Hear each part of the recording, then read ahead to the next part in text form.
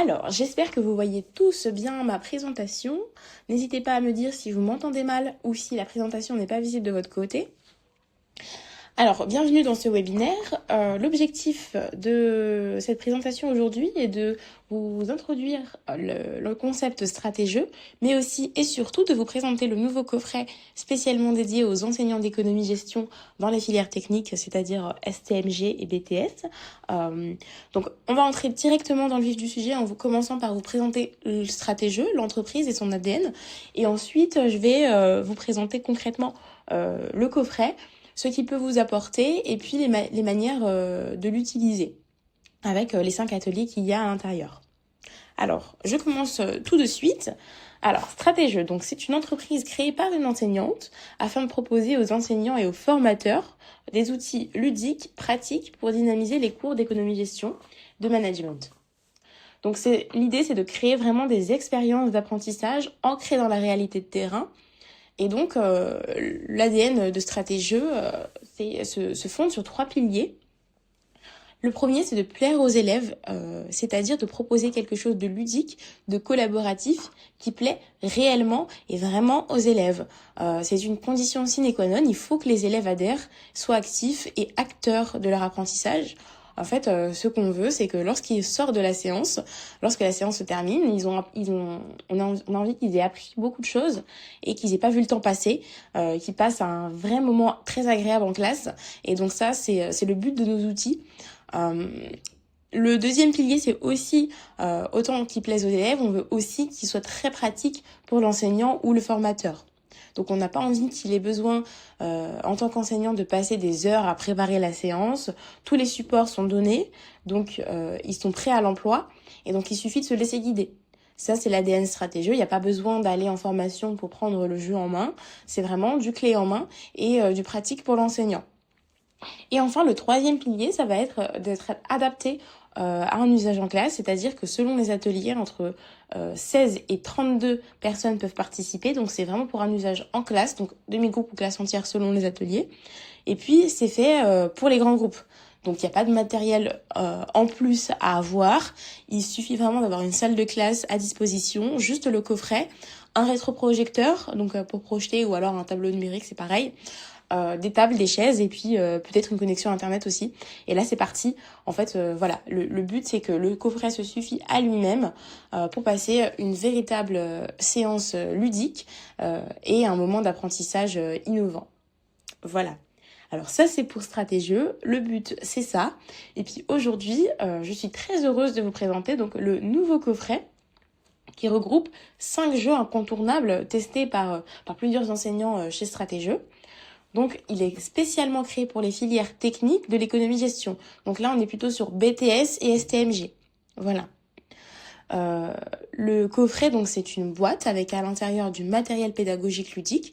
Vous allez retrouver à l'intérieur du coffret donc tout ce qu'il faut, tout le matériel nécessaire pour mettre en place les 5 jeux que je vais vous présenter par la suite.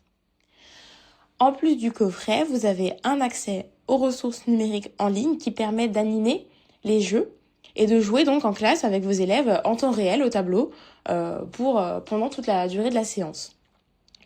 Donc à l'intérieur de cette boîte, en fait, ça se présente comme un jeu de société. Vous ouvrez la boîte, à l'intérieur vous avez un code pour vous connecter à l'espace numérique, et puis surtout à l'intérieur vous avez des cartes à jouer, des plateaux de jeu, des fiches entreprises, des CV fictifs, des billets de banque, enfin tout le matériel nécessaire pour mettre en place les activités. Et aussi et surtout vous avez un guide pédagogique, donc c'est un guide un petit peu comme le livre du prof si vous voulez, qui permet de préparer la séance et de vous guider pendant la séance. Donc je vous montrerai à l'occasion, je vous montrerai un extrait de ce livre du prof à la fin de cette présentation pour que vous compreniez un peu plus, que vous voyez un petit peu à quoi ça ressemble. Alors, ce coffret regroupe 5 thématiques. En fait, 5 thématiques pour 5 expériences d'apprentissage ludique. Et donc par rapport à ces 5 thématiques, il a fallu faire un choix et donc on a choisi de se concentrer sur des thématiques plutôt management et gestion.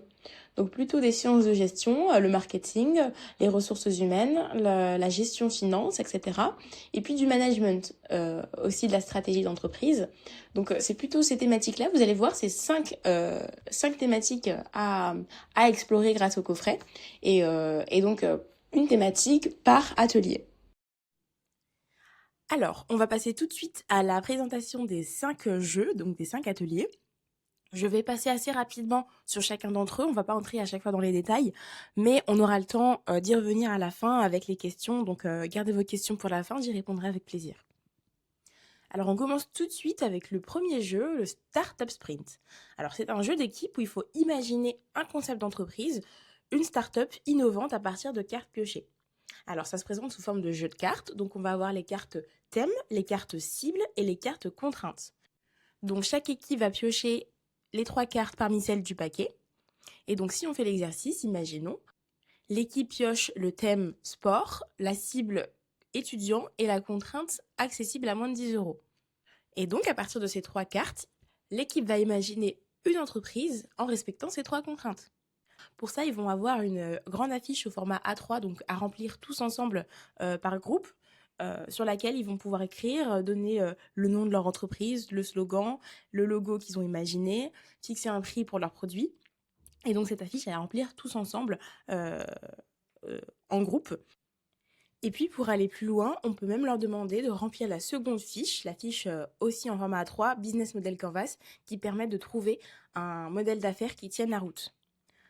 Et enfin, on peut même, si on a envie de travailler ces notions, leur demander d'établir une stratégie marketing pour le concept qu'ils ont défini, en remplissant par exemple la fiche numéro 3. Et donc, une fois ce travail fait, une fois que les étudiants ont rempli la fiche, ils peuvent la présenter à leurs camarades au tableau. Donc, chacun présente son idée en quelques minutes aux autres participants. Et puis, on va faire s'affronter les idées. Alors, pour ça, le professeur a à sa disposition une application numérique. Ça se présente un petit peu comme un diaporama. Je vais vous montrer un petit peu à la fin si vous en avez un peu de temps. Euh, L'idée, c'est de faire affronter les idées sur des critères bien précis, l'idée la plus innovante, la plus créative, la plus réaliste aussi. Et donc, on fait un espèce de tournoi où on vote et à la fin, on a quand même un gagnant pour la meilleure idée de l'activité. Alors, je passe assez rapidement au second atelier qui est le jeu Business Bluff. Donc celui-ci, c'est un jeu que j'aime beaucoup, qui est très intéressant. Alors c'est un jeu de rôle plutôt gestion finance. Alors pour cette activité, on sépare la classe en 2 groupes. Donc une partie jouera le rôle des investisseurs et l'autre jouera le rôle des entrepreneurs. Et donc les entrepreneurs vont recevoir une fiche entreprise à défendre et en face, les investisseurs vont recevoir des billets de banque. Et donc on va les faire se rencontrer lors d'entretiens rapides, donc des entretiens tournants qu'on va organiser dans la classe.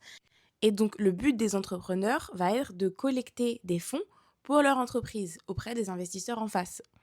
Sauf que ce qui est rigolo, c'est que dans le lot, il y a des entreprises qui sont très performantes, de très bonnes entreprises en bonne santé financière. Donc c'est très bien. Et puis il y a aussi des entreprises qui sont en bien moins bonne santé et avec des indicateurs plutôt inquiétants. Et donc c'est à l'investisseur de bien faire son choix et de choisir où est-ce qu'il va investir pour pouvoir faire fructifier son capital. Donc concrètement, voici à quoi ressemble l'affiche que l'entrepreneur va recevoir. Donc une petite présentation de son entreprise, un logo, etc. Et puis au dos, surtout, un bilan et un compte de résultats simplifié, et également l'historique du chiffre d'affaires et du résultat sur 2 ans. Donc en face, les entrepreneurs vont recevoir des billets de banque, on a dit, mais aussi cette petite fiche-là qui aide au calcul. C'est une fiche d'aide au calcul qui reprend toutes les formules nécessaires pour l'activité. Et au dos de cette fiche, vous avez un tableau qui lui permet de noter ses calculs, ses observations et de noter ses décisions d'investissement. Donc à la fin, il regarde pour chaque entreprise qu'il va rencontrer, après avoir fait les calculs, est-ce que j'investis? Oui, non et combien? Et puis tout au long de l'activité, vous allez avoir un diaporama interactif pour jouer en temps réel avec les élèves. Alors je vais vous montrer, ça va être plus simple. Alors, donc vous arrivez, donc c'est très simple, hein, c'est dans l'espace numérique, vous avez ce diaporama à disposition, vous cliquez sur le lien et il apparaît. Il faut le projeter au tableau, ça vous permet de donner la consigne, de guider le jeu tout au long de la séance. C'est assez confortable à utiliser pour l'enseignant, c'est hyper pratique et surtout ça permet de vraiment mettre les élèves en immersion. Alors vous arrivez sur cette première diapositive. Vous pouvez expliquer le rôle de chacun des personnages, donc l'entrepreneur, l'investisseur, voilà. Ensuite, vous expliquez le déroulement du jeu, donc les consignes.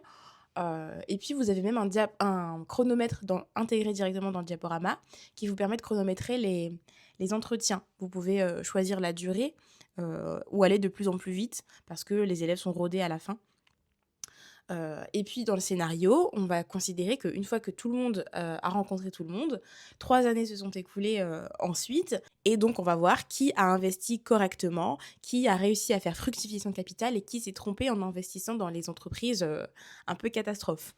Alors pour ça, vous devez remplir comme ça les investissements de vos élèves. Donc vous pouvez aller jusqu'à 10 investisseurs. Donc vous remplissez, voilà, le tableau. Donc moi, je vais le faire assez rapidement, mais c'est vraiment pour vous montrer, on va avoir une idée. On va dire que le premier investisseur a plutôt bien réussi, voilà, il a investi ici, ici et ici. Le second investisseur, on va dire qu'il a plutôt sous-performé, il a investi que dans des entreprises qui sont proches de la faillite, ou alors qui avaient des indicateurs très au rouge. Et puis le troisième investisseur, on va dire que c'est plutôt mitigé. Voilà, il a investi ici, là et là. Voilà. Donc on peut faire plus, mais moi voilà, c'est seulement pour vous montrer. Ça, c'est les investissements. Et puis là, à ce moment-là, vous pouvez montrer à vos élèves, voilà, en mettant un petit peu de suspense. Vous retournez les cartes en cliquant dessus une à une pour savoir est-ce que c'était une bonne idée ou pas. Alors, Ecohabitat, on commence. Alors, qui a investi sur cette entreprise? Vous leur demandez pourquoi. Et puis, vous cliquez, vous retournez la carte et là, félicitations. Vous avez une très bonne idée, vos résultats sont excellents, plus 50% sur vos investissements. Pareil pour la suivante, sauf que cette fois-ci, mince, c'était une mauvaise idée, moins 80% sur vos investissements. Et en fait, vous faites ça à chaque fois. Et puis surtout, vous pouvez revenir en cliquant sur Info sur la correction. Donc c'est l'occasion de revoir avec eux les calculs, ce qu'ils ont fait, est-ce que ça a été, ce qui n'a pas été, pourquoi est-ce qu'il fallait investir, pourquoi est-ce que c'était une entreprise avec une bonne santé financière ou non. Et puis là, vous pouvez voilà, faire de la remédiation, etc. Ensuite, vous cliquez sur suivant et vous avez le récapitulatif des collectes. Voilà, là on voit quelle entreprise a reçu quoi comme investissement. Et puis surtout à la fin, vous avez ce classement avec les gains et les pertes de chacun. Et là, les élèves sont très contents de voir s'ils ont gagné ou pas. C'est plutôt rigolo. En général, ils sont morts de rire à ce moment-là. Et ils voient voilà, qui a performé, qui a sous-performé. Et c'est plutôt sympa et un moment agréable. Donc c'est une manière vivante en fait de leur faire découvrir ou de leur faire réviser plutôt, on va dire, ces calculs et surtout de donner du sens à ces calculs. Parce qu'en fait, ce qu'on a beaucoup observé, c'était que avec les exercices, on va dire, classiques, le, le, le travail était fait, les formules étaient apprises, mais le problème, c'était dans l'interprétation. En fait, ils n'avaient pas vraiment toujours idée de ce qu'ils calculaient. Et là, l'idée, c'est que voilà, si ils n'ont pas compris la formule, s'ils n'ont pas compris ce que le résultat traduisait, donc voilà, si un BFR, qu'est-ce que ça veut dire qu'un BFR hyper élevé et qu'est-ce que ça veut dire qu'un chiffre d'affaires qui baisse chaque année ou qu'un résultat qui baisse chaque année malgré un chiffre d'affaires qui augmente, bon bah, c'est plutôt mauvais signe et il faut le savoir. On ne peut pas se contenter d'avoir seulement la formule à appliquer. Et donc là, avec ce jeu, ils sont obligés d'interpréter le résultat de leur calcul. Et donc là, vraiment, ils vont comprendre et ils vont, pour gagner en tout cas, ils vont vouloir comprendre leurs calculs. Et c'est ça tout l'intérêt de cette activité, parce que même si c'est de l'argent fictif, ils n'ont pas du tout envie d'en perdre, même si c'est pas leur argent, même si c'est qu'un jeu, ils sont très compétiteurs de ce que j'ai remarqué. Et ça fait plaisir à voir parce que voilà, même ceux qui s'y intéressaient pas s'y intéressent finalement avec ce jeu. Et c'est assez sympa, c'est une bonne manière de réviser de manière collective et ludique. Donc voilà, je passe assez rapidement, hein. Bien sûr, s'il y a des questions, gardez-les à la fin, on va y revenir. Mais voilà, je ne vais pas vous prendre tout votre temps. Donc je passe à la suite. On arrive tout de suite sur le troisième atelier qui est le recrute-moi si tu peux. Alors, recrute-moi si tu peux, vous l'aurez deviné, hein, c'est un jeu plutôt RH qui reprend un petit peu le même principe que le Business Bluff juste avant. On va avoir des candidats cette fois-ci et des recruteurs, donc des candidats à l'embauche et des chargés de recrutement, qui vont aussi mener des entretiens. Donc cette fois-ci, ce sont des entretiens d'embauche. Et l'idée, c'est de retrouver à chaque fois son match parfait. Alors, je m'explique. Les candidats vont recevoir donc un CV Donc c'est leur CV et les chargés de recrutement vont recevoir une fiche de poste. Donc en fait, dans le jeu, chaque CV correspond à une fiche de poste. Mais tout le monde ignore quels sont les bons binômes. C'est-à-dire que sur le CV, en fait, là par exemple, si on ne pouvait pas le lire, mais moi je le connais, le CV de Marina Dacosta, il y a un certain profil qui se dégage de ce CV et qui correspond plutôt à un poste et surtout à une culture d'entreprise en particulier. Donc Marina, sur son CV, il y a écrit qu'elle préfère les organisations où le style de direction est plutôt participatif ou avec une coordination par ajustement mutuel et elle est très attachée à la liberté, la collaboration et la bienveillance. Et puis elle a une certaine formation, des expériences et une personnalité qui est renseignée sur le CV. Et donc tout ce profil correspond à une entreprise et il va falloir trouver laquelle c'est justement quand on est Marina ou quand on est le recruteur en face. Donc pareil que pour le business bluff, on va les faire se rencontrer chacun leur tour. Ils vont se poser des questions mutuellement. Donc au dos des fiches, en fait, au dos des CV et au dos des fiches de poste, ils vont avoir une petite aide comme ça avec la consigne vous êtes candidat ou vous êtes recruteur, avec des questions à poser pour les guider un petit peu au début dans les entretiens.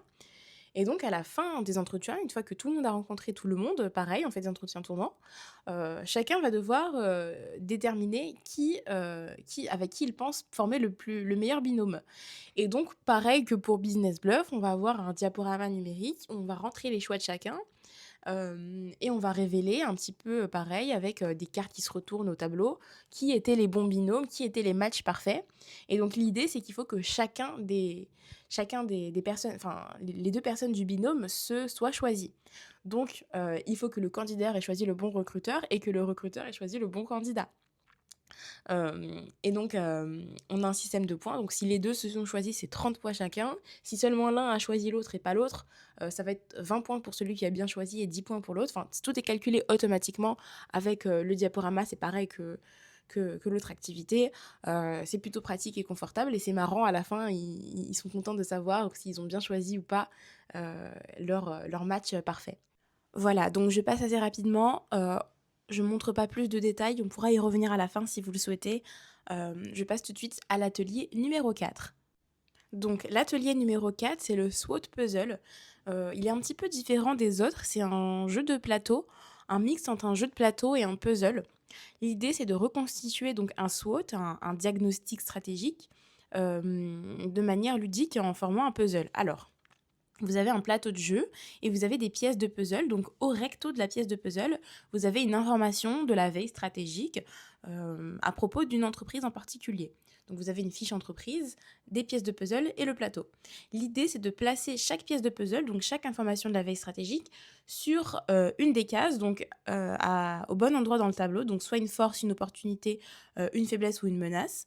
Et l'idée, c'est de placer toutes les pièces du puzzle et à la fin, si jamais vous avez bien placé les pièces au bon endroit, vous les retournez et enfin ce sont les élèves hein, bien sûr, ils les retournent et à la fin ça forme une citation. Donc les mots au verso forment une citation. C'est une citation de Michael Porter. Bon, c'est pas la citation originale, c'est une citation traduite de l'anglais à propos de la stratégie d'entreprise. Mais l'idée c'est voilà, si on a bon, bah en fait la phrase a du sens. Bah, de toute façon, il y a une petite animation, je crois, juste après, qui sera plus parlante. Voilà.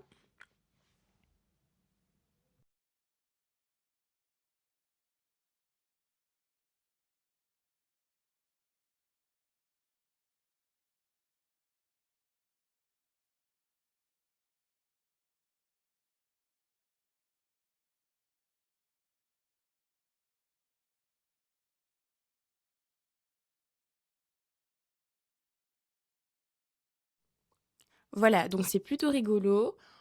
Et à la fin, avec la citation, on peut aller plus loin en leur demandant de proposer une stratégie, par exemple pour l'entreprise qu'ils ont à analyser, par rapport justement à cette citation et sur la stratégie. Donc, j'arrive enfin au dernier atelier. Le jeu s'appelle Défi Impact. C'est un jeu qui ressemble un petit peu au Startup Sprint, le premier atelier que j'ai présenté. C'est aussi un jeu de cartes avec des grandes affiches au format A3 à compléter par groupe. Mais cette fois-ci, au lieu de travailler sur une entreprise classique ou d'imaginer une entreprise classique, on va plutôt traiter de thèmes sociétaux. En fait, l'idée, c'est de se saisir des questions de société pour montrer que les entreprises sont concernées par les questions de société, notamment à travers la RSE ou encore les entreprises à mission, les modèles un petit peu innovants comme ceux de l'économie sociale et solidaire. Donc ça, c'est très bien parce que c'est un thème transverse qu'on voit dans beaucoup de matières. Et en fait, l'idée, c'est de sortir un petit peu des idées reçues et des clichés sur l'économie sociale et solidaire et sur la RSE de manière générale, des questions de société en organisation. Euh, Pareil, on va piocher une contrainte et une question de société. Et à partir de cette question de société, on va imaginer, alors il y a deux variantes du jeu, on va imaginer soit une entreprise à mission, donc on l'imagine de A à Z avec une trame, hein, toujours en format A3, et un logo, etc., qu'on va dessiner tous ensemble, et un modèle d'affaires innovant. Soit on va prendre une organisation qui existe déjà, donc on prend une entreprise existante, voilà, qui connaissent, une grande entreprise ou une petite, hein, d'ailleurs, euh, et à partir de ça, on va imaginer une démarche RSE en lien avec la question de société. Donc les thèmes les questions de société sont très variés. Donc on a l'isolement social, on a le harcèlement scolaire, le gaspillage alimentaire, accès à la culture, accès au sport, euh, le mal-être professionnel, on va avoir la maltraitance animale. Enfin, voilà, il y a beaucoup de thèmes de questions de société. L'idée, c'est de choisir une entreprise qui matche bien, donc avec un secteur d'activité proche, et d'imaginer une démarche RSE. Alors pareil, à la fin, on fait s'affronter les idées au moyen d'un battle, avec, donc pareil, un diaporama interactif. On vote pour l'idée la plus innovante ou alors la plus proche de sa contrainte ou qui répond le mieux à la question de société. Et c'est assez ludique. Et puis, ça permet surtout aux élèves d'ouvrir leur perspective et de voir qu'il y a plein de thèmes dont les organisations peuvent se saisir et on peut ne pas rester uniquement sur des thèmes écologiques ou pire, du greenwashing. Donc voilà, je passe encore une fois assez rapidement pour avoir le temps de vous montrer quand même l'espace numérique et là le guide pédagogique. Alors le guide pédagogique se présente ainsi. Vous avez une demi-page par activité. Donc là, par exemple, c'est l'activité Spot Puzzle. Sur la page de gauche, vous allez avoir le déroulement de l'activité, donc la consigne avec objectif pédagogique, déroulement de l'activité, étape par étape. Et puis, vous allez avoir aussi une précision sur la durée de l'activité, l'effectif idéal, et puis la configuration de la salle, comment il faut disposer les tables, et puis les notions abordées. En haut, toujours sur la page de gauche, mais en haut, vous allez avoir un QR code qui vous permet d'accéder à un tutoriel vidéo. Donc si jamais vous voulez avoir plus de détails, vous avez un tutoriel vidéo de 3 minutes qui vous montre concrètement comment on met en place l'activité avec les élèves. Et sur la page de droite, vous avez simplement voilà, le matériel nécessaire pour l'activité. Donc vous pouvez savoir comme ça qu'est-ce qu'il faut prendre dans le coffret pour jouer. Et puis quelques conseils d'animation en bas pour l'enseignant. Donc voilà, c'est un petit peu comme le livre du prof. Vous avez tout ce qu'il faut à l'intérieur. Vous avez aussi à la fin du guide les supports et élèves à photocopier. Si jamais vous en manque, vous pourrez les refotocopier. Vous avez tout dans le guide. Et puis, vous avez aussi la version espace numérique. Donc là, je vais vous montrer comment on accède à l'espace numérique. Alors, il faut se rendre sur le site stratéjeux.com, straté-jeux.com, enfin, tout est indiqué sur le coffret, même dans le guide pédagogique, tout est noté. Vous allez dans la rubrique espace numérique, donc vous cliquez sur se connecter. Donc vous arrivez là sur l'espace de connexion, vous entrez votre identifiant et le mot de passe qui sont indiqués donc dans la boîte toujours.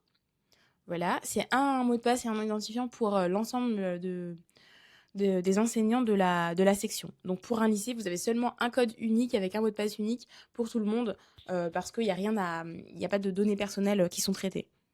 Donc voilà, vous entrez dessus et là vous arrivez donc sur votre espace numérique enseignant Stratégieux avec pour chaque activité des rubriques. Donc ça se présente comme ceci. Vous avez là par exemple le Startup Sprint, les objectifs pédagogiques, le tutoriel vidéo dont je vous parlais. Pareil que sur le guide pédagogique, le déroulement de l'activité étape par étape. Vous avez aussi les ressources à télécharger, là, si vous voulez les réimprimer. Vous les avez juste là, voilà, il suffit de cliquer pour ouvrir les liens. Des conseils pour l'enseignant et puis ensuite, sur la page suivante, c'est animer la séance. Alors par exemple, vous allez avoir un diapo pour donner la consigne. Vous êtes libre de l'utiliser ou non, hein, c'est pas obligatoire, mais c'est plutôt confortable pour l'enseignant d'avoir un diapo déjà de près pour donner la consigne, pour ne rien oublier, pour guider les élèves étape par étape. Donc voilà, c'est plutôt des choses pratique pour l'enseignant. Et en fait, vous retrouverez ici tout ce dont je vous avais parlé sur la façon d'animer la séance. Donc, c'est ici que vous retrouvez par exemple le diaporama Business Bluff avec les investissements, que vous retrouvez le diaporama aussi recrute-moi si tu peux. En fait, c'est un petit peu toujours pareil. Vous avez préparé la séance, c'est pour vous avec le tutoriel vidéo. Et animer la séance, c'est pour l'animer tout simplement en classe, en projetant la petite animation numérique et en se laissant guider par celle-ci. Voilà. C'est quelque chose qui est vraiment pratique et confortable pour les enseignants. Et c'est ce qu'on voulait. En fait, on voulait quelque chose d'hyper immersif, mais pas d'hyper chronophage où il y a besoin d'une formation. Là, concrètement, vous arrivez sur l'espace numérique, c'est déjà prêt. Et voilà. Alors voilà, je vais m'arrêter ici. Il nous reste très peu de temps pour les questions. J'avais dit 30 minutes en tout. Donc, alors je vais juste arrêter, avant de passer aux questions, je vais juste arrêter l'enregistrement pour les personnes qui sont en différé. Donc, s'il y a des questions pour les personnes en différé, l'adresse mail c'est contact@straté-jeu.com. Et merci pour votre écoute. On passe tout de suite aux questions.